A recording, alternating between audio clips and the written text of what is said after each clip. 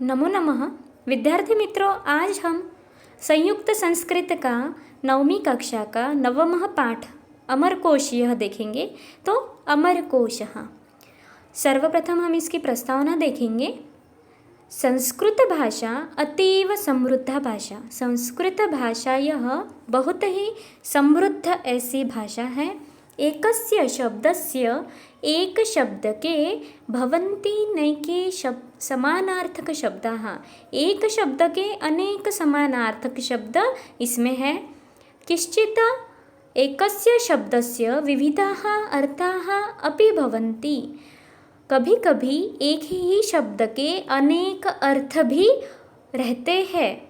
अध्येतॄणां सुखबोधाय समानार्थक शब्दानां पद्यमयीं रचनां कृत्वा पंडित अमरसिंहेन अमरकोशः ग्रथितः।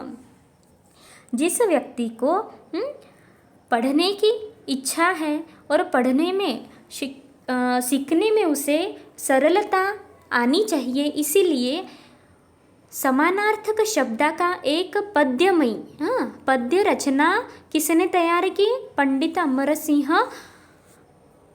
सिंह ने अमरकोश यह ग्रंथ इसलिए तैयार किया कि जिसे पढ़ने की इच्छा है, शब्द की अलग अलग शब्दों के अर्थ जानने हैं, उनके लिए उन्होंने अमरकोश नाम का एक ग्रंथ लिखा, तैयार किया।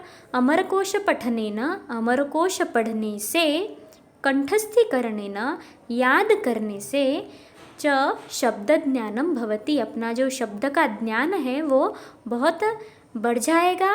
विविध शब्दानां वाक्ये प्रयोगेन शब्द प्रभुत्वम सिद्ध्यति। अलग अलग शब्दों के हम वाक्य में प्रयोग करने में हमारा शब्द प्रभुत्व हम मिला सकते हैं।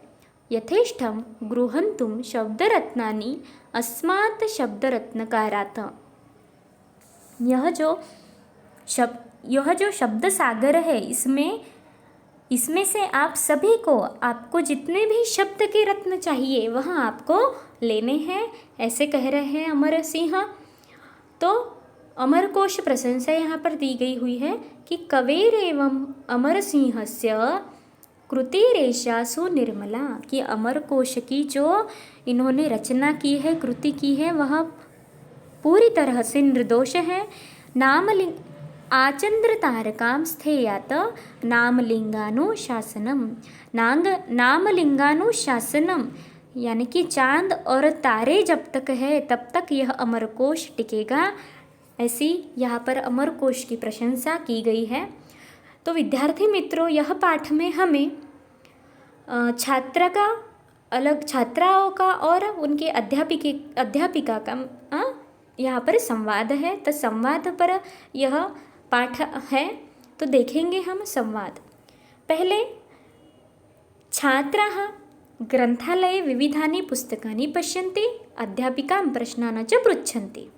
तो छात्र जो है, विद्यार्थी जो है, अलग अलग सब विद्यार्थी ग्रंथालय में, लाइब्रेरी में, ग्रंथालय यानी कि लाइब्रेरी, ग्रंथालय में अलग अलग पुस्तक देख रहे थे और अध्यापिका से प्रश्न पूछ रहे थे।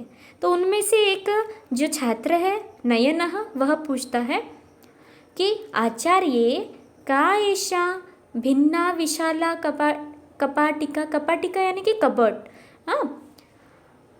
जहाँ तो उसने पूछा कि टीचर, यहाँ पर इतने सारे विशाल, अलग अलग विशाल यानी कि बड़े कपाट क्यों हैं?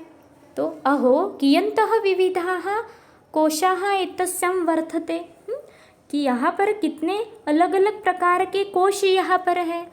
कोश यानी कि संग्रह। अध्यापिका कहती है, वदति आम, हाँ, सर्वेषां शास्त्राणाम् अध्ययनार्थम् एते कोशाः आवश्यकाः। सब शास्त्रों का अध्ययन करने के लिए यह कोश आवश्यक है। सुमेधा वदति कोशः नाम किम, कोश का नाम क्या है? तो अध्यापिका जवाब देती है, देखें कि कोशः नाम संग्रह। कोश का ही दूसरा नाम संग्रह है। संग्रह यानी कि क्या? अनेक, जैसे कोई चीज़ है, अगर संग्रह करके हम एक इकट्ठा करके अगर रखते हैं साथ में तो वह हो गया संग्रह।